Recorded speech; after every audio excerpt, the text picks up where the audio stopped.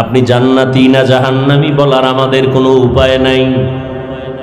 আপনি ভালো কাজ করলে বলা যাবে জান্নাতের পথে আছেন, আপনি যদি অন্যায় করেন বলা যাবে আপনি অন্যায়ের পথে জাহান্নামের পথে আছেন। কিন্তু আপনি জান্নাতি এটাও বলা যাবে না, আপনি জাহান্নামী এটাও বলা যাবে না। সবাই এক এক করে একই আওয়াজ। বাদশাহ হারুন রশিদ বলে পারবেন না, বলে পারবো না। কথা আপনাদের খাওয়াইয়া লাভ হইল কি? মনের দুঃখ মনেই রইল। বাদশাহ হারুন রশিদ বলেন কোথায় পাবো জবাব? হঠাৎ উলামায়ে কেরাম যখন বিদায় হবেন, পেছন থেকে একটা 9 বছরের সন্তান দাঁড়ায় গেল। কয় বছর? 9 বছরের এক বালক দাঁড়ায় বলেন, বাদশাহ বেয়াদবি ক্ষমা করবেন, যদি অনুমতি দেন আপনার জবাব আমি দিব ইনশাআল্লাহ। আলেমরা সব আশ্চর্য হয়ে গেল, বাদশাহ আশ্চর্য হয়ে গেল, কেমনে দিবে? দাও জবাব। বলে না এত সোজা না। কি? বলে আমাকে আপনার সামনে হাজির করেন। বাদশাহ হারুন রশিদ বলে রাস্তা করে দাও। 9 বছরের বালক সামনে দাঁড়ায়া বাদশাকে বলেন, ও বাদশাহ প্রশ্নটা আবার করেন। বলে আমি হারুন রশিদ জান্নাতি না জাহান্নামী? বলে জবাব তো আমি দিব। বলে হ্যাঁ, আপনার কাছে আমার ছোট প্রশ্ন, আমি যেহেতু জবাব দিব এই সময় আপনি বড় নাকি জবাব দেনেওয়ালা আমি বড়? বাদশাহ বলে সাময়িক সময়ের জন্য হলেও তো তুমি বড়, তুমি জবাব দিবা। বেয়াদবি মাফ করবেন, কিছু সময়ের জন্য আমাকে সিংহাসনে বসায় দেন, আপনি নিচে নামেন। বাদশাহ হারুন রশিদ তো লুভি বাদশাহ না, আল্লাহর মোহাব্বতওয়ালা বান্দা। সাথে সাথে ওজিরে আজমকে বলে দ্রুত নিচে আমার জন্য বিছানা করে দাও, 9 বছরের বালকের সিংহাসনে বসাও। 9 বছরের বালকের সিংহাসনে বসায় দিল বাদশাহ নিচে। বাদশাহ বলে, ও বাদশাহ আপনি নিচে বসে আছেন, প্রশ্ন করার আগে বলি আমি 9 বছরের বালক সিংহাসনে বৈশাই পুরা উলামাদের মজলিসের মধ্যে বলে আল্লাহ যদি কবুল করে তো এলেমের সম্মান তো এমনই হয়। এলেমের সম্মান এত বড় বাদশাহ নিচে, আমি 9 বছরের বালক সিংহাসনে। এলমেরা এজাজ করদন বেহিসাব, খলকেরা দাদন জওয়াবে বা সওয়াব হক না দারাত, দোস্তে খলকা জারেরা নিস্তে ই খসলত কে দিনদারেরা। এলেমের বড় মূল্য। 9 বছরের বালক বলে এত বড় বাদশাকে নিচে বসাইলো, আমার উপরে বসাবার একমাত্র কারণ হলো এলেমের বরকত। এই জন্য এলেম যার অন্তরে থাকে, যার মধ্যে থাকে, বাংলাদেশের অনেক আলেম ওলামারা পর্যন্ত ভিন্ন লাইনের জানতো না। বাংলাদেশে একজন গভীর জলে বসবাসকারী এলেমের বাহাদুর বসে আছে, মুফতি আব্দুল মালিক দামাত বারাকাতুহুম। অনেক আলেমরাও ভালো করে জানতো না তিনি কে, ছাত্ররা তো জানার কথা নাই। কিন্তু এলেমের বরকত এমন জিনিস, নিজের গোপন করে রাখার কারণে আল্লাহ এমন ভাবে প্রকাশ করে দিছেন যে জাতীয় মসজিদের খতিব। 9 বছরের বালক বাদশাহ হারুন রশিদকে নিচে নামাইয়া সিংহাসনে বসে বলেন, এবার প্রশ্ন আপনি আবার করেন। বাদশাহ হারুন রশিদ বলে, বলে দাও আমি জান্নাতি না জাহান্নামী? সব আলেমরা বলেছে আমি জান্নাতি কিনা বলা যাবে না, জাহান্নামী কিনা বলা যাবে না। 9 বছরের বালক বলে, আল্লাহর উপরে ভরসা করে বললাম নিশ্চিত আপনি জান্নাতি। কেমনে বলেছো? বলে আপনার থেকে একটা ঘটনা জানতে চাই, বলেন আপনার জীবনে এমন কোন অবস্থা হয়েছে কিনা? কি আপনি চাইলেই জেনা করতে পারতেন, গুনাহ করতে পারতেন, সুন্দরী মেয়ে পাইছেন সামনে, আল্লাহর আযাবের ভয় আপনি জিনা করেন নাই, গুনাহ করেন নাই, এমন কোন ঘটনা জীবনে হয়েছে কিনা? বাদশাহ হারুন রশিদ বলে একটা না, শতবার এমন অবস্থা হয়েছে, আমি চাইলেই সুন্দরী মেয়েকে দিয়া জিনার প্রলোভনে আমি পড়তে পারতাম। বহুবার হয়েছে, আল্লাহর আদালতে হিসাব দেওয়ার ভয় আমি এই গুনাহ থেকে নিজেরে গুটায় নিছি, গুনাহ করি নাই। বাচ্চা বলে আল্লাহর উপরে ভরসা করে বললাম আপনি নিশ্চিত জান্নাতি। সব আলেমরা দাঁড়ায় গেল, আমরা পারলাম না। তুমি কিভাবে বলছো এই বান্দা জান্নাতি? দলিল দাও। বলে দলিল আমার আল্লাহর কোরআন দিয়া নাও। ওয়া আম্মা মান খাফা মাকাম রাব্বিহি ওয়াল হাওয়া ফাইন্নাল জান্নাতা হিয়াল মাওয়া। আল্লাহর আদালতে দাঁড়াইয়া হিসাব দেওয়ার ভয় যারা গুনাহ থেকে নিজেকে বাঁচায় রাখবে, আল্লাহ তাকিদ দিয়া বলেন ফাইন্নাল জান্নাতা হিয়াল মাওয়া, অবশ্যই তারা আল্লাহর পক্ষ থেকে জান্নাত পাবে, শান্তির ঠিকানা। এই আয়াত হলো এর দলিল, তিনি জান্নাতি।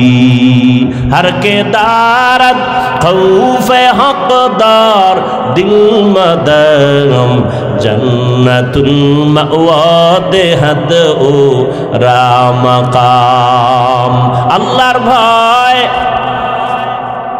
সন্তানের মধ্যে যদি না আসে, সন্তান মা বাবার সাথে আদব রক্ষা করবে না। আল্লাহর ভয় যদি ছাত্রের মধ্যে না আসে, ওই ছাত্র শিক্ষকের সাথে আদব রক্ষা করবে না। আল্লাহর আদালতে দাঁড়াইয়া হিসাব দেওয়ার ভয় জনগণের মধ্যে যদি না আসে, জনগণ কোনোদিন হারাম খাওয়ার থেকে বাঁচবে না। এই জন্য নবীও বলেন ইত্তাকিল মাহারিম তাকুন আবাদান নাস, গুনাহ থেকে হারাম থেকে নিজেকে বাঁচাও। হারাম থেকে নিজেকে বাঁচাবার জ্বলন্ত একটা দৃষ্টান্ত গেল রমজানের রোজা। পেটেও প্রচন্ড ক্ষুধা, সামনেও খানা, প্রচন্ড ক্ষুধা, খানাও রেডি। একটা রোজাদার খানা খায় না কেন? বলে আল্লাহর ভয়। খানাটা যদিও হালাল, আল্লাহর আইনে এখন খাওয়াটা হারাম। আল্লাহ পাক বলেন এই সবকটা বাকি 11 মাস পালন কর। ক্ষুধা আছে, খানাও আছে, খাও না কেন? আল্লাহর বিধানে হারাম। 11 মাস ক্ষুধাও থাকবে, খানাও থাকবে। খাওয়ার আগে হিসাব মিলাইয়া দেখবা আল্লাহর বিধানেই পানিটা হালাল না হারাম। হালাল হলে পান করো, হারাম হলে অ্যাবাউট করো। এই 11 মাসে এই বিধান যদি চালু রাখতে পারো, তুমি মুত্তাকি হইয়া জান্নাতের চেহারাটা দেখা জান্নাতে যাইতে পারবা। ও আমার কলিজার যুবক বাবারা, আল্লাহর ভয় অন্তরে জমা করার জন্য একটাই পথ, আল্লাহর ওলি যারা তাদের নেক নজর নাও। তাদের নেক নজর নিয়া নিজের আমলকে সুন্দর করো, নামাজ ধরো, মা বাবার খেদমত করো। আল্লাহ ওলিদের নেক নজর না লাগানো পর্যন্ত অন্তর দোলাই হবে না, তাকওয়া অন্তরে জমা হবে না। আর তাকওয়া অন্তরে যত আসবে না, ততক্ষণ বান্দা গুনাহমুক্ত হওয়া সম্ভব না।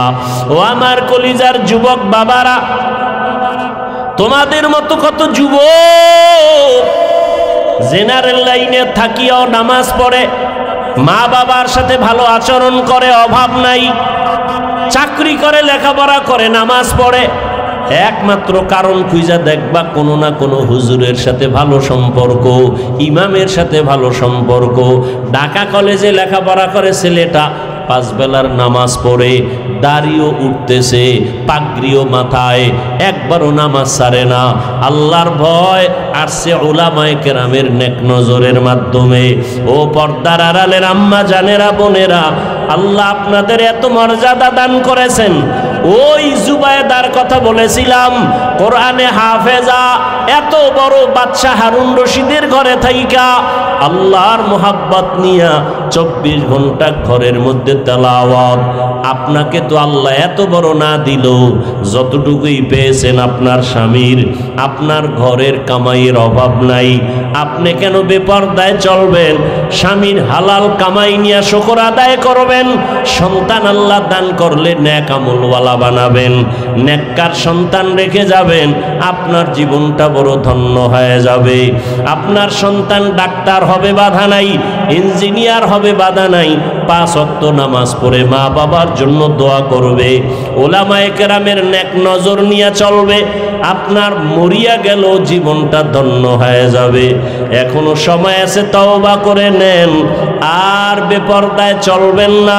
আপনার মতো কত মা কত বোন পর্দা করে স্বামীর মাল হেফাজত করে, নামাজ ছাড়ে না, সন্তানগুলো নেক আমলওয়ালা বানায় গেল, হাফেজে কোরআন বানাইলো।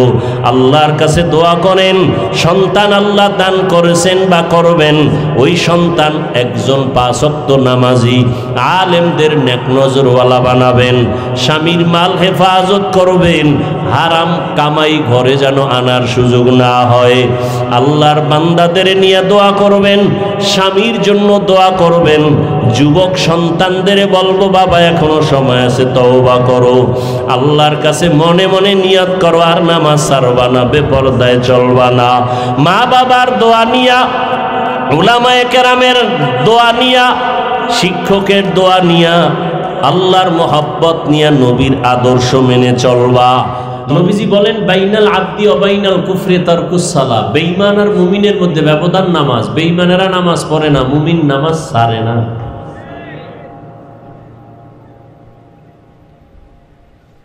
নামাজের খবর নাই। ১৫০০ বছর আগে রসুল বলে গেছেন, বাচ্চার 7 বছর হলে নামাজের মুসাল্লায় দাঁড় করাও। 10 বছর পার হয়ে গেলে শাসন করিয়া নামাজ পড়াও, শোষণ না, শাসন।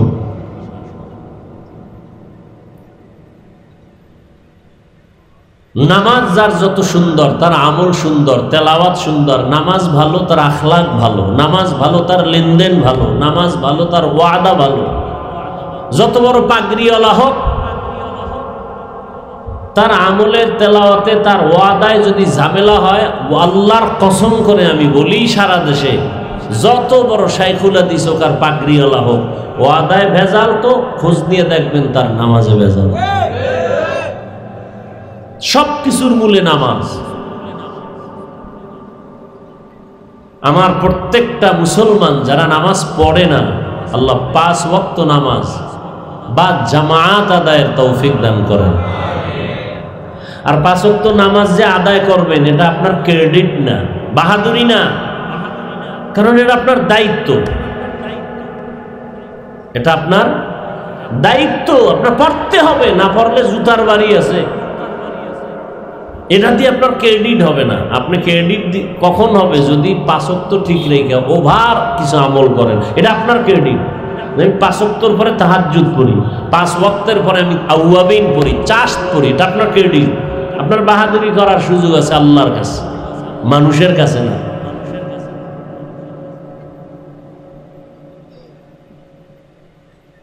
নবীজি বলেন, ইত্তাকিল মাহারিম তাকুন আবাদান নাস। তোমরা হারাম থেকে নিজেদেরকে বাঁচাও তো আল্লাহ মানুষের কাছে মর্যাদা বাড়ায় দিন। আল্লাহর কাছে তো মর্যাদা বেড়েই আছে, কারণ আল্লাহ পাক মানুষ বানাবার আগেই মানুষকে সৃষ্টির শ্রেষ্ঠ মর্যাদা দিয়া এরপরে বানাইছে।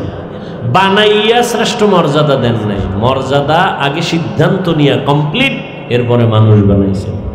ওয়ালাকাদ কাররামনা বানি আদম وحملناهم في البر والبحر ورزقناهم من الطيبات وفضلناهم على كثير ممن خلقنا تفضيلا।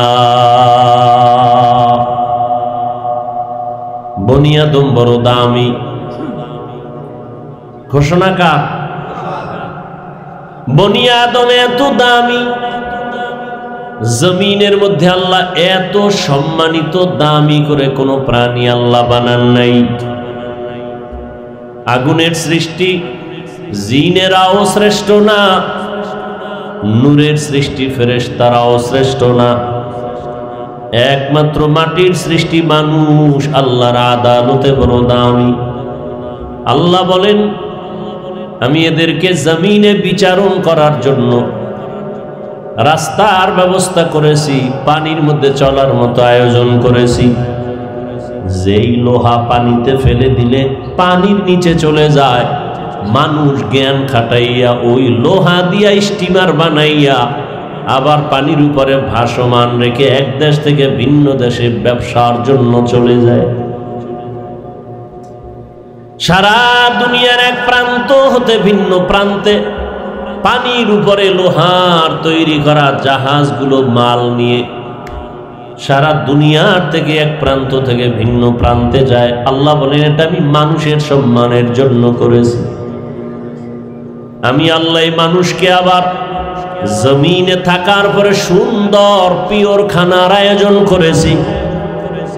মানুষের খানা আমি আল্লাহ দেই, গর্তের পিপিলিকার খানাও আমি আল্লাহ দেই, জঙ্গলের হাজারো প্রাণীর খানাও আমি দেই, নদীর মধ্যে কোটি ধরনের প্রাণীর খানাও কে দেন? সকালবেলা একটা পাখি উড়তে থাকে, সারাটা দিন ডানা মেলে উড়ে উড়ে খোলা আকাশে ঘুরে পেট ভরে বাচ্চার খানা নিয়ে বাসায় হাজির। এর খানাটাও আল্লাহ দেন, মানুষের খানাও আল্লাহ দেন। তবে দুনিয়াতে যত প্রাণীর খানা আল্লাহ দিতেছেন, মানুষের খানার মতো পিওর খানা জমিনে আর কোনো প্রাণীর আল্লাহ দেন না। মানুষের খানা এতটা পিওর, সুস্বাদু, শরীরের জন্য ভিটামিন, যত খানা আল্লাহ কাভার করে দিয়েছেন। বান্দা তুমি ভাত খাইবা, চাল থেকে কাভারে ঢুকাই দিলাম। তুমি যদি রুটি খাও, গমটাকেও কাভার করে দিলাম। তুমি নদীর থেকে মাছ খাইবা, মাছেরও কাভার করে দিলাম। তুমি গোশত খাইবা, চামড়া দিয়ে কাভার করে দিলাম। তুমি ফল যদিও খাও, সব ফলগুলো কাভার করে দিলাম। এমন পিওর ভাবে খানার আয়োজন আমি আল্লাহ তোমাকে করেছি, আর কারো জন্য করি নাই। কেন? আমি আল্লাহ মানুষের বড় সম্মানিত করেছি, শ্রেষ্ঠত্ব দান করেছি। আবার এই মানুষের মধ্যে একজনকে অন্যের তুলনায় মর্যাদাবান করেছি। জিন ফেরেশতা সহ সব মখলুকাতের মধ্যে মানুষ বড় দামি। আবার সব মানুষের ভেতরে যারা ঈমানওয়ালা তারা আল্লাহর আদালতে আরো দামি। আবার এই মুমিনের ভেতরে আল্লাহর কাছে তাকওয়াওয়ালা যারা তারা আরো দামি। আবার এই তাকওয়াওয়ালা মুমিনদের ভিতরে আম্বিয়ায়ে কেরাম সবার থেকে বড় দামি। আবার সমস্ত নবীদের মধ্যে আপনার আমার শেষ নবী রহমাতুল লিল আলামিন শ্রেষ্ঠ। আর সমস্ত নবীদের উম্মতের মধ্যে আখিরি নবীর উম্মত আল্লাহর আদালতে বড় শ্রেষ্ঠ। আবার আখিরি নবীর উম্মতের ভেতরে যারা কোরআনওয়ালা, ইলমওয়ালা তারা আরো দামি। আবার ইলমওয়ালাদের মধ্যে যারা আমলওয়ালা তারা আরো দামি। আবার আমলওয়ালাদের ভেতরে যাদের আমলে ইখলাস ও তাকওয়া আছে তারা আরো দামি। ইন্না আকরামাকুম ইনদাল্লাহি আতকাকুম, হর কে দারাত খৌফে হক দরদিল মাদাম, জন্নতুল মাওয়া দেহদ ওরা মাকাম, জুজবা হক ছি জে মখাজ ইনসুজা, ফজলে উ আমস্ত দর জুমলা জাহা। আল্লাহর ভয় অন্তরে জমা করার নাম তাকওয়া। রহমতের নবী মক্কা নগরীতে যখন আসলেন, সময়ের মানুষগুলো ছিল পৃথিবীর মধ্যে সব থেকে বড় খারাপ। মক্কার মানুষের মতো খারাপ জমিনের মানুষ আর কোথাও এত খারাপ মানুষ ছিল না। রহমতের নবী আসছেন, নবীজির আদর্শের মালা যখন গলায় পড়েছে, চরিত্রহীন মানুষগুলো এত দামি হয়ে গেল। আল্লাহ তাআলা জিব্রাইলকে দিয়া লিস্টি পাঠায় দিছেন, যাও নবীকে জানায় দাও লিস্টির ভিতরে যাদের নাম আছে সবাই বিনা হিসাবে জান্নাতি। নবীজি মক্কায় আসলেন, যেই মক্কায় একটা ঘর বড় দামি বাইতুল্লাহ, তাকাইলেই গুনাহ মাফ। ইন্না আউওয়ালা বাইতুন উযিআ লিন-নাসি লাল্লাযী বিবাক্কাতা মুবারাকান ওয়া হুদা মুবারাকাও ওয়া হুদাল লিল আলামিন।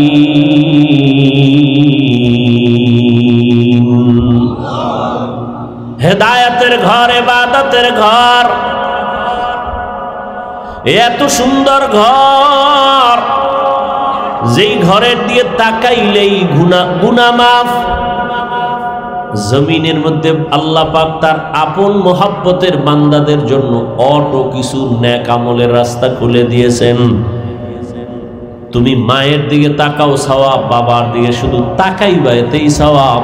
আল্লাহর কোরআন তুমি কইলা শুধু তাকায়া থাকবা সওয়াব, বাইতুল্লাহর দিকে তাকায়া থাকবা সওয়াব। আল্লাহর প্রিয় গোলাম যারা আহলুল্লাহ তাদের দিকে তাকাও সওয়াব। এত সুন্দর ঘর, যেই বাইতুল্লাহর দিকে তাকাইলেই সওয়াব, সেই বাইতুল্লাহর পার্শ্বের মানুষগুলো এত খারাপ কেন? এর অনেক কারণের ভেতরে একটা কারণ হলো এই মানুষগুলো কোনো মুরব্বী মানে নাই, অভিভাবকহীন ছিল। ঈসা নবী চলে যাওয়ার পরে আর কোনো নবী নাই। রহমতের নবী আসলেন, যারা তাকে মুরব্বী মানলেন তারাই দামি হয়ে গেল। এমন দামি কিয়ামত পর্যন্ত তাদের নামে শুধু দোয়া চলতে থাকে। আল্লাহ তাদেরকে দুনিয়াতে জিন্দা অবস্থায় জান্নাতের সুসংবাদ দিয়েছেন। রহমতের নবীর ছোঁয়া লাগছে, রহমতের নবী বিদায় বেলা বলেন, মক্কার চরিত্রহীন মানুষগুলো আমার দোয়া পাইল, আমার দেওয়া নিসবত পাওয়ার কারণে দামি হয়ে গেল। কিয়ামত পর্যন্ত আনেওয়ালা উম্মত আমাকে তো আজীবন পাবে না। আমি তাদের সামনে দুটোর জিনিস রেখে গেলাম, এক হলো আল্লাহর কোরআন, দ্বিতীয় হলো আমি রহমতের নবীর আদর্শ সুন্নত। যারা ধরে রাখবে কিয়ামত পর্যন্ত, এদের সম্মানও যাবে না, তাদের ঈমানও যাবে না। বয়ান তো চলতেছে, বাংলাদেশের মতো বয়ান পৃথিবীর কোনো রাষ্ট্রে হয় না। ঈদ না যাইতে না যাইতে বয়ান, কত বক্তা বয়ান করলো, 5 মিনিট 10 মিনিট 20 মিনিট করে। বক্তারও অভাব নাই, ডায়েরিও খালি নেই। এত পরিমাণ ওয়াজ বাংলাদেশে মসজিদে হইতেছে, তাবলীগওয়ালাদের বয়ান চলতেছে, কিন্তু আমলনামা শূন্যের কোঠায় কেন? এর একমাত্র কারণ, হাজারো বয়ান শুনলে কাজ হবে না যতক্ষণ পর্যন্ত আল্লাহর আদালতে দাঁড়াইয়া হিসাবের ভয় অন্তরে না আসবে, ততক্ষণ পর্যন্ত মানুষ বয়ান কাজে লাগাবে না। এজন্য আল্লাহ বলেন, আম্মা মান খাফা মাকাম রাব্বিহি ওয়া নাহান নাফসা আনিল হাওয়া ফাইন্নাল জান্নাতা হিয়াল মাওয়া। এই যে মুহতামিম সাহেব বললেন, এত সুন্দর একটা বেহেশতের বাগানে এসেও মোবাইল নিয়ে ছবি। সারা দুনিয়ার উলামায়ে কেরাম একমত, কারণ ছাড়া এমনিই ছবি উঠানো হারাম। কোন মুফতি সাহেবের বাবারও ক্ষমতা নেই এটাকে হালাল বলার। বর্ষি বেহেশতের বাগানে করতেছি গুনাহ, সান কফাইল্লার পরিচয়। এও কফাল সান কফাল, বর্ষে বেহেশতের বাগানে করতেছে গুনাহ। পৃথিবীর কোন দুনিয়ার কোন মুফতির ক্ষমতা নাই এটাকে হালাল বলা।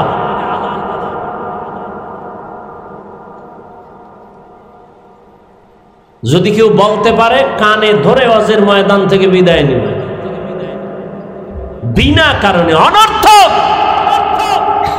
ছবি উঠানো সম্পূর্ণ হারাম, কবিরা গুনাহ। বর্ষি বেহেশতের বাগানে, কেমন বাগান? বসলেই গুনাহ মাফ। কিন্তু বসে অনেকে আমরা মোবাইল নিয়ে ব্যস্ত। দেখেন না, এখন তো ওয়াজ মাহফিলে একটু আগে বলছি ফ্যাশন হয়ে গেছে। ওয়াজে আইসা বেলুন কিনে, বেলুন মার্কেটে দৌড়ায় নারী পুরুষ সমানে। এখানে বেহেশতের বাজার, পার্শ্বে মার্কেট আছে জাহান্নামের বাজার। নারী পুরুষ সেখানে হোমানে দৌড়াচ্ছে। বাড়িতে যাওয়ার সময় বেলুন কান্দে ঝুলাই নিবে। বাড়িওয়ালারা বলবে, অজেরতে কি পাইলা? খায় মোনাজাতে বেলুন কবুল হয়ে গেছে। গিয়া মোবাইল চালাবে ফজরের, আর খবর নেই। কি লাভ হবে? আল্লাহ আমাকে হেদায়াত দান করুন। আপনাদের হেদায়াত লাগলে আপনাদেরটা আপনারা বলে নেন। অন্যের জন্য দোয়া করাও বর্তমানে বিপদ। এক জায়গায় দোয়া করে বহু মামলার আসামি হয়ে গেছে। দোয়া করছিলাম আল্লাহ মসজিদ ভালো, সবাই টাকা পয়সা দিয়ে টাকা উঠে কমিটি খাইয়ে লেছে। এগো কোনো দোষ নাই, দোষ কার? হুজুরে দোয়া করছে রে দর মহের মূল লোক তো। আল্লাহ হেদায়াত দান করুন। বাদশাহ হারুন রশিদের নাম শুনছেন? এই কথা কইেন, আমি কিন্তু উঠেই বলছি, বাকি দোয়া, বয়ান না। বয়ান হয়ে গেছে, আর বয়ানই যে হেদায়াত এর কোনো গ্যারান্টি নেই। এরপরে দু চারটা কথা বলতেছি আপনাদের আগ্রহের উপরে। বাদশাহ হারুন রশিদ বড় বিচক্ষণ। একদিকে রাষ্ট্র পরিচালনা করেন, অন্যদিকে আল্লাহর প্রিয় একজন বুজুর্গ বান্দা। বলেন তো তার স্ত্রীর নাম কি? খবর নেই। এই যুবকেরা, বাদশাহ হারুন রশিদের স্ত্রীর নাম কি? জুবায়েদা খাতুন। কে সে জুবায়েদা? বড় দামি একজন মহিয়সী নারী, হাফেজে কোরআন, কোরআনের হাফেজা। তার বাড়ির মধ্যে শুধু জুবায়েদার খেদমতের বাড়ির জন্য 100 মহিলা কাজ করত, সবাই কোরআনে হাফেজা। কাজের মহিলা 100। জুবায়েদা খাতুন সিদ্ধান্ত নিলেন, আমার ঘরে 24টা ঘন্টার প্রতিটি মুহূর্ত তেলাওয়াত হবে। মহিলাদেরকে টাইম দিয়ে দিলেন, তুমি আধা ঘন্টা তেলাওয়াত করে কাজে যাও, এরপরে আর একজন 20 মিনিট তেলাওয়াত করে কাজে যাইবা, এরপরে আর একজন। এভাবে শিডিউল করে দিল যে জুবায়েদার পুরা বাড়ির মধ্যে 24টা ঘন্টার প্রতিটি সেকেন্ড তেলাওয়াতের আওয়াজ। এ হলো জুবায়েদা। তার স্বামী বাদশাহ হারুন রশিদ রাস্তায় যাচ্ছে কোথাও সফরে, ওজির তার সাথে। তো দিক দেখে একজন বুড়া মানুষ, মরণের ছাপ চেহারায় পড়া, গাছ লাগাইতেছে, ফলের গাছ। তো বাদশাহ হারুন রশিদ, এই বুড়া তুমি কি করো? ফলের গাছ লাগাই। এত কষ্ট করে রোদ্রে গাছের ফল কবে হবে, কবে খাইবা? আমি খাওয়ার জন্য এই গাছ রোপণ করি না, তো কষ্ট করে গাছ রোপণ করি আমি, ফল খাবে আমার পরবর্তী প্রজন্ম যারা। আমার বাপ দাদায় লাগাইছে, আমরা খাইছি, এখন আমরা গাছ রোপণ করি, আমাদের সন্তানরা খাবে, নাতিরা খাবে।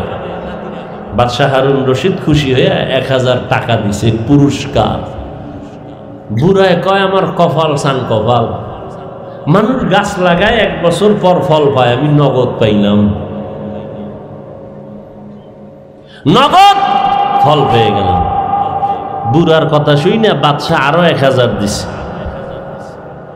বুড়ায় কয়, মানুষ গাছ লাগায় বছরে ফল পায় একবার, আমি 2 বার নগদ।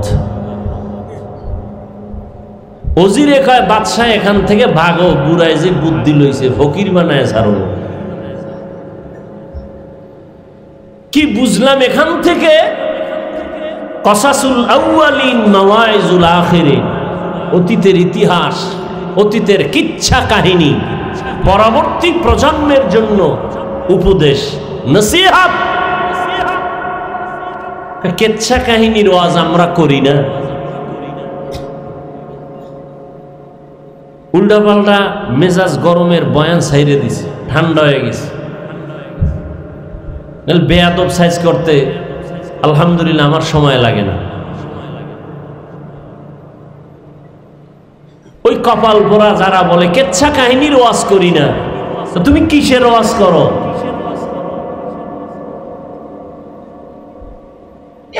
পৃথিবীতে শ্রেষ্ঠ কিচ্ছা কাহিনীর কিতাবের নাম কোরআন।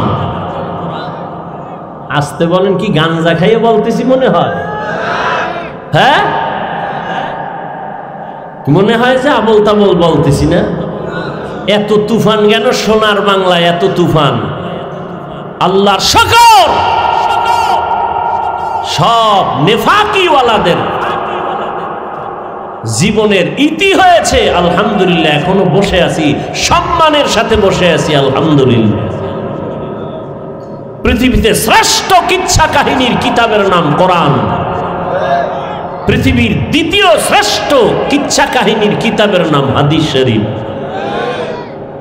তুমি কি বুঝাতে চাও পাবলিক রে? কিচ্ছা কাহিনীর ওয়াজ করি না?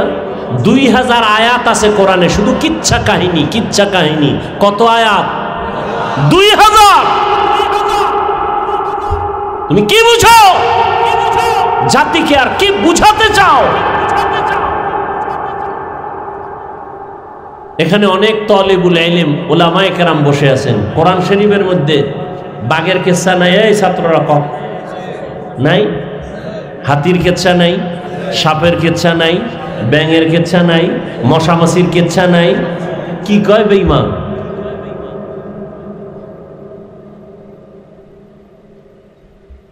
কি মেসেজ দিতে চাও জাতিকে? হ্যাঁ, কোরআন হাদিস ছাড়াও আমরা বহু ওলিয়া উলিয়ার কিচ্ছা বলি, সোনাবন্দের গান গাই না।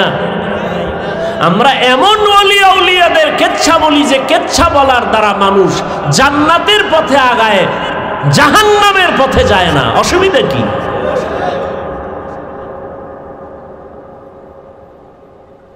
বাপদাদার কিচ্ছা কাহিনী বলি, কত তোকমা লাগানো।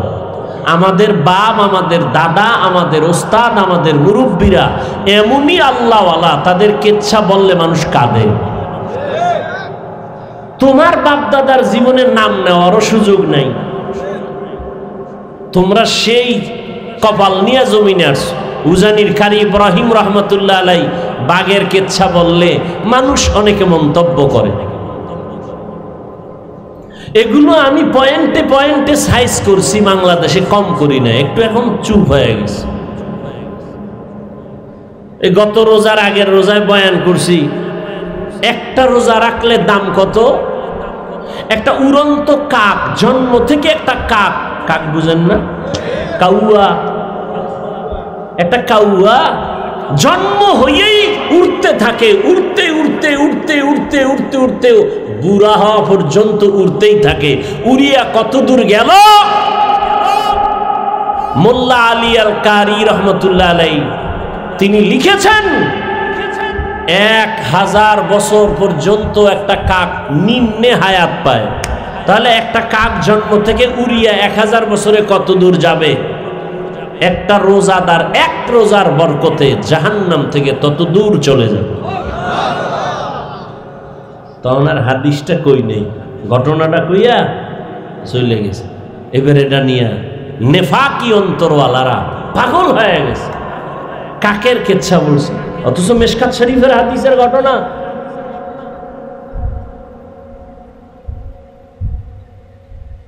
আল্লাহ হেদায়েত দান করুন। এখন বলি, কোন বাংলাদেশে বহস কইরা, তর্ক কইরা, এক জায়গায় বইয়া ডিভাইড কইরা, কোনদিন ডিভাইড করে সমাধানে আসে নাই। বাতিল আরো মজবুত, আমি জিততে গেছি। ও 13 বার ঠকলেও কয় জিততে গেছি। এরকম বেহায়ার সাথে আদবলা তো কখনো যাবে না। যাদের লজ্জা নাই ওদের সাথে তো ভালো মানুষ আগাইতে পারে না। এই জন্য তর্ক নাই, বহাস নাই, কিচ্ছু নাই। আমি সারা বাংলাদেশে বলছি, উজানি নিয়ে প্রশ্ন, চরমনাই নিয়ে প্রশ্ন, তাবলিগ নিয়ে প্রশ্ন, দেওবন্দি নিয়ে প্রশ্ন, সব প্রশ্নের এক জবাব, অজে ব নিজেই জবাব পেয়ে যাবে। ব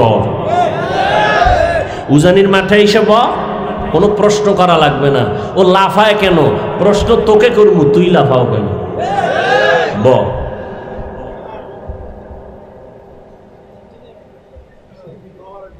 কোন মায়ের সন্তানের সাহস নাই উলামায়ে আহলে হকের সামনে বসে কথা বলবে।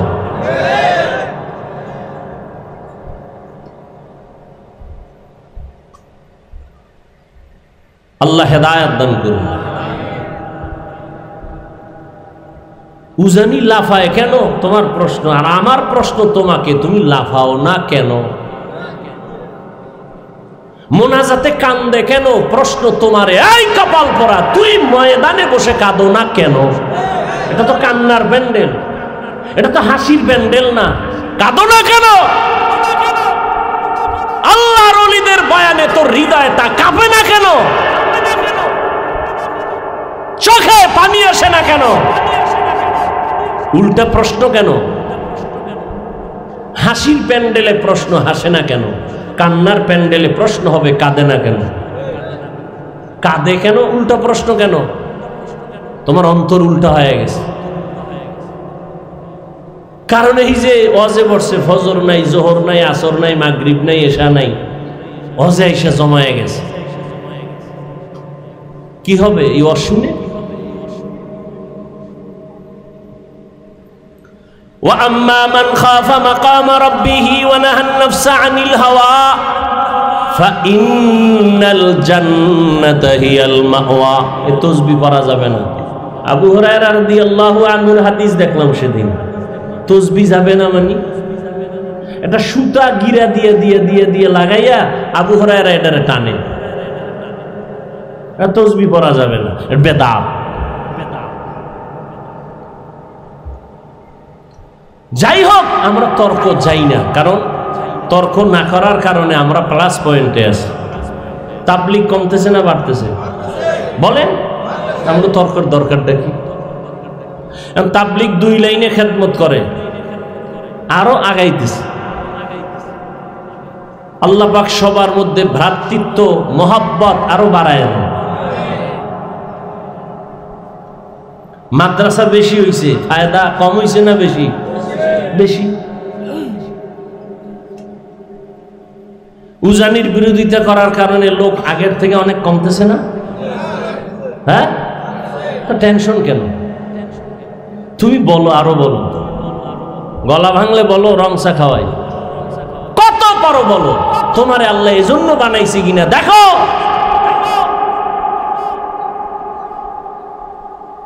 কওমি মাদ্রাসার বিরোধিতা করার দ্বারা বাড়ছে না কমছে? কওমি মাদ্রাসা আরো বাড়বে। বাংলাদেশের প্রত্যেকটা ঘর হবে এক একটা কওমি মাদ্রাসা। বলবেন কেন? বিরোধীদের বিরোধিতার কারণে। কারণ জোয়ারের পানিতে বাদ দিলে পানির শক্তি আরো বেড়ে যায়। সব কিছুর মূলে আল্লাহর ভয় নাই, এটাই আসল। আর এই ভয় আল্লাহর জাতের কসম, আল্লাহর ভয় অন্তরে ততক্ষণ পর্যন্ত আসবে না যতক্ষণ পর্যন্ত ওলিয়া উলিয়ার সোহবতে যাবে না। কোনো চালাকি চলবে না, ফাইনাল কথা। এজন্য তো আমি চ্যালেঞ্জ দিয়ে বলি, সারা বাংলাদেশে যারা ওলিয়া উলিয়া মানে না, এরা কোরআনও মানে না, বুখারী শরীফও মানে না, এরা ভণ্ড। এদের যারা ভণ্ড বলে না, তারাও ভণ্ড।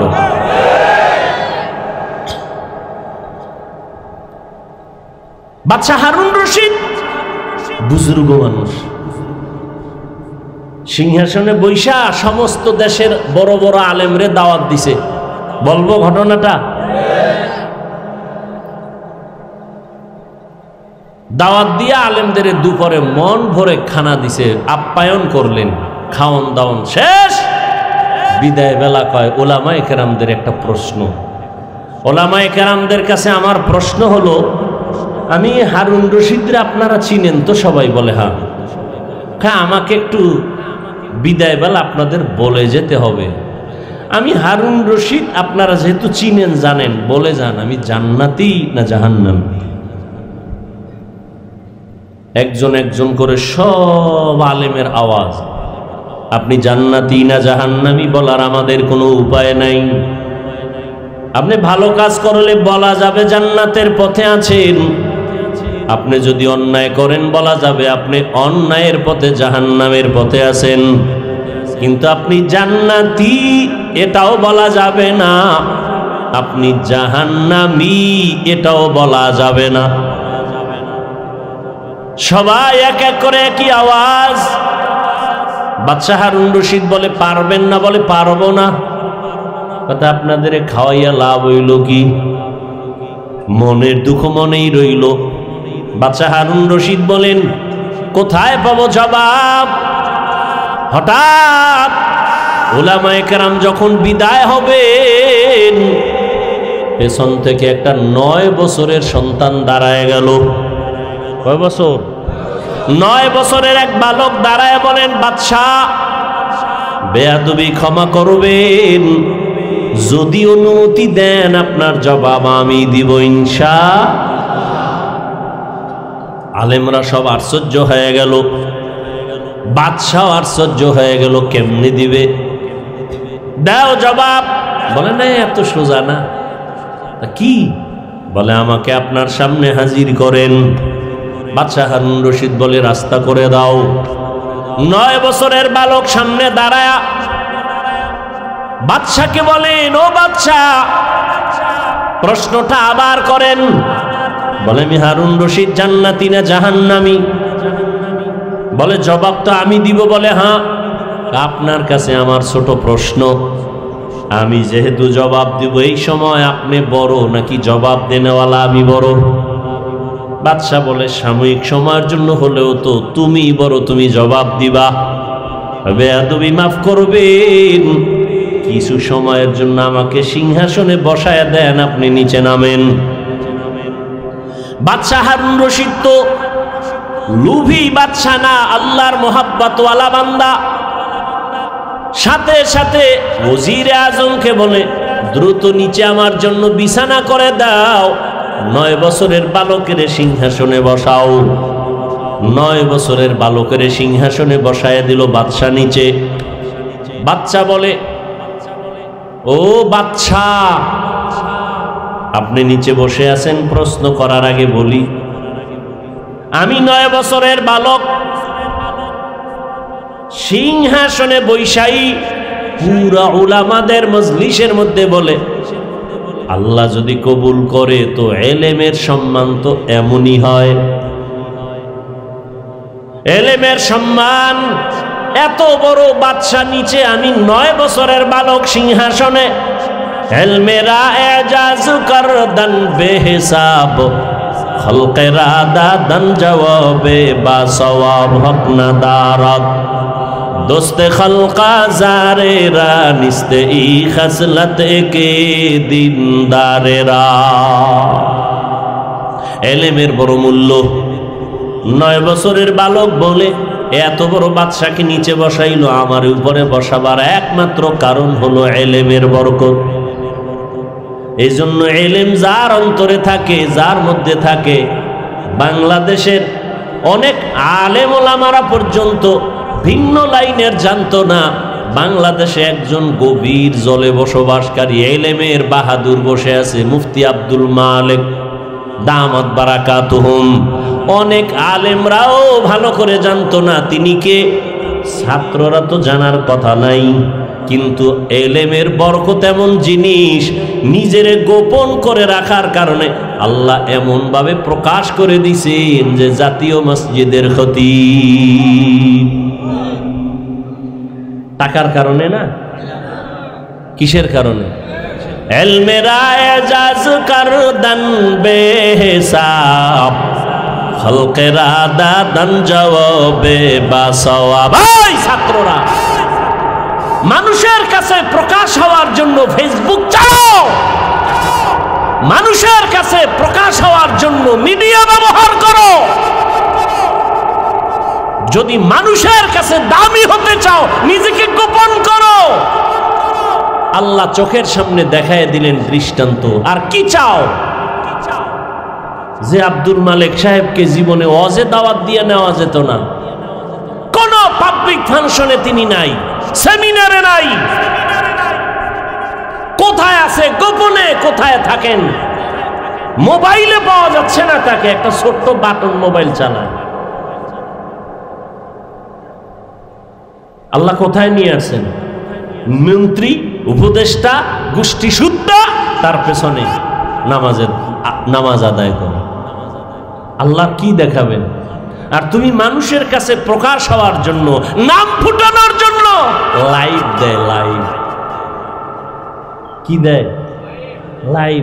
আমি এখন অমুক জায়গায় আছি, সমুদ্রের কিনারায়, পাহাড়ের গলির মধ্যে, বাইতুল্লাহ গিয়েও লাইভ দেয়, ফেরাউনের বাথরুমে ঢুকবো, রেডি থাকেন সবাই। এরকম বেহায়া আছে না নাই? রসুলের রওজায় গিয়া লাইভ দেয়, মানুষ কানতে কানতে বেহুশ, এই বেয়াদব লাইভ দেয়। ওর নিজেরও কপাল পুড়ছে, কান্না নাই, অন্যেরা কাঁদবে তাও পারে না ওরে লাইভের কারণে। আজি হজ করতে গেছে, আসার সময় বউর জন্য মোবাইল, অমুকের জন্য মোবাইল, বাস এটা হলো বড় হাদিয়া। বিয়ার হাদিয়া তখন এটাই, জামাইয়ের হাতে মোবাইল, দ্রুত যেন সাইট কালেকশন করতে পারো, হাদিয়া দিয়ে দিলাম, যাও। আর মানকে সিফা আটকায় গেলে তোর টেনশন নাই, ফট করে বলবি যে মাত্র বিয়া একটা, আরো তো তিনটা, টেনশন কি? আল্লাহ হেদায়াত দান করুন। এক বউয়ের হক আদায় করতে পারে না, দুইটা লয়ে টানাটানি। একটা সন্তানের হক আদায় করতে পারে না, অন্য সন্তান নিয়ে টানাটানি, এত সোজা?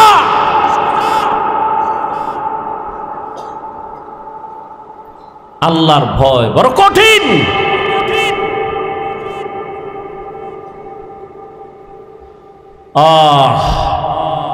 9 বছরের বালক বাদশা হারুন রশিদকে নিচে নামাইয়া সিংহাসনে বসে বলেন, এবার প্রশ্ন আপনি আবার করেন। বাদশা হারুন রশিদ বলে দাও আমি জান্নাতি না জাহান্নামী? সব আলেমরা বলেছে আমি জান্নাতি কিনা বলা যাবে না, জাহান্নামী কিনা বলা যাবে না। 9 বছরের বালক বলে, আল্লাহর উপরে ভরসা করে বললাম নিশ্চিত আপনি জান্নাতি।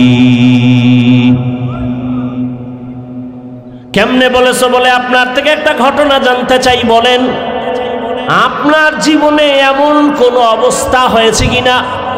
কি আপনি চাইলেই জেনা করতে পারতেন, গুনাহ করতে পারতেন, সুন্দরী মেয়ে পাইছেন সামনে, আল্লাহর আযাবের ভয় আপনি জিনা করেন নাই, গুনাহ করেন নাই, এমন কোন ঘটনা জীবনে হয়েছে কিনা?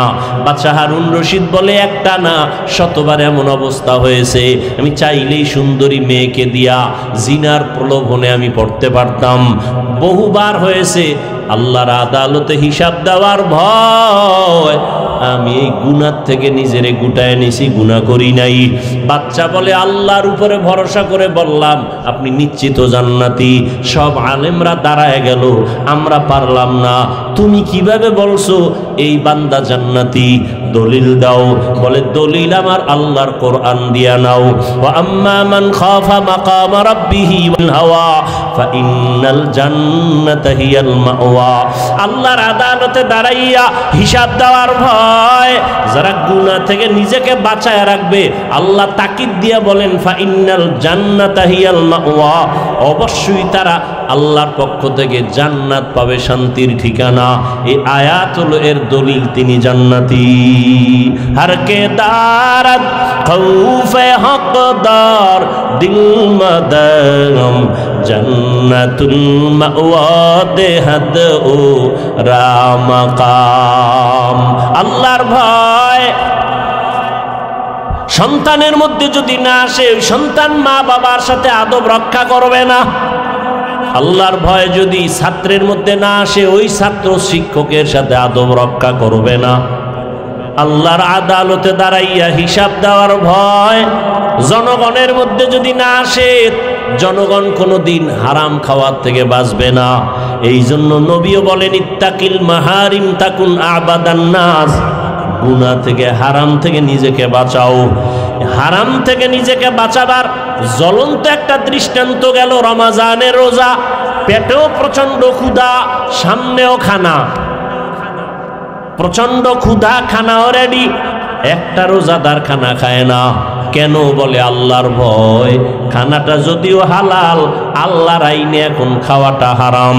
আল্লাহ পাক বলেন, এই সবকটা বাকি 11 মাস পালন কর। ক্ষুধা আছে, খানাও আছে, খাও না কেন? আল্লাহর বিধানে হারাম।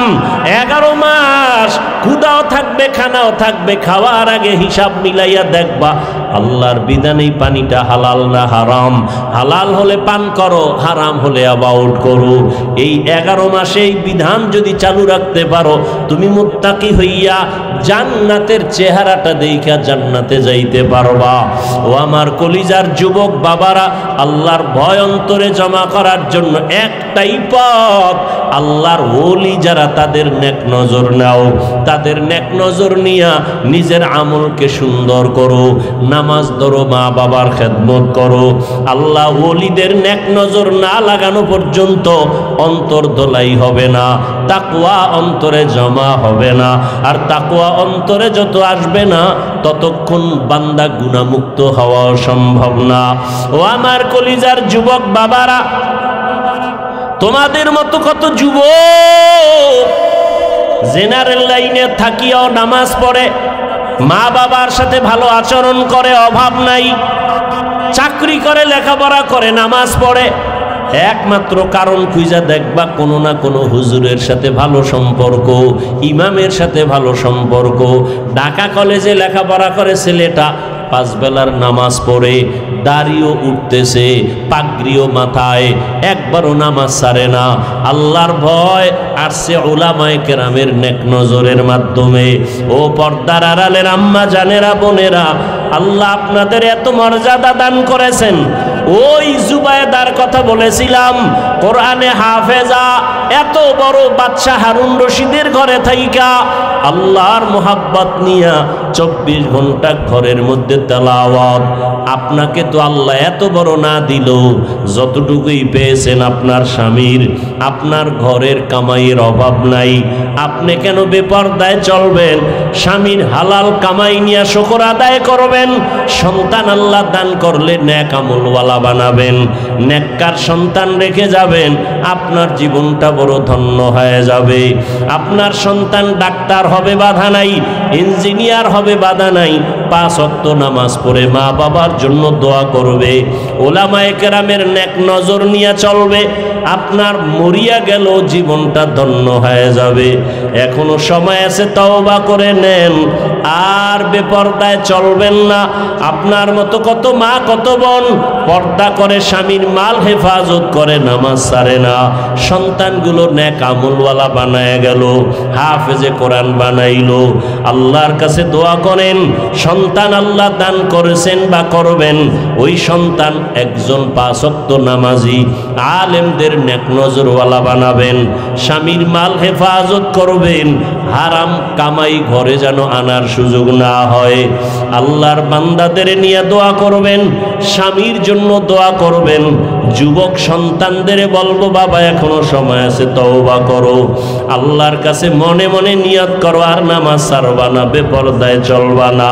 মা বাবার দোয়া নিয়া, উলামায়ে কেরামের দোয়া নিয়া, শিক্ষকের দোয়া নিয়া, আল্লাহর মোহাব্বত নিয়া, নবীর আদর্শ মেনে চলবা। তওবা করার নিয়ত যদি থাকে, মরিয়া গেলে যাবো, আর নামাজ ছাড়বো না, দাড়ি কাটবো না, বেপরদায় চলবো না, মা বাবার সাথে বেয়াদবি করবো না, উলামায়ে কেরামের বিরুদ্ধে যাব না, নবীর আদর্শ সুন্নাত অনুযায়ী জীবন চালাবো। তওবা করার যদি অন্তরে নিয়ত থাকে, খাঁটি নিয়তে 2 হাত আমার আল্লাহকে দেখায় দাও। আয় আল্লাহ আমাদের কবুল করে নেন, তওবাওয়ালা জিন্দেগি দান করেন, সুন্নাতওয়ালা ইজ্জতের জীবন দান করেন, মা বোনদের আবেদা পর্দাওয়ালা বানায় দেন, সন্তানগুলো নেক আমলওয়ালা বানায় দেন।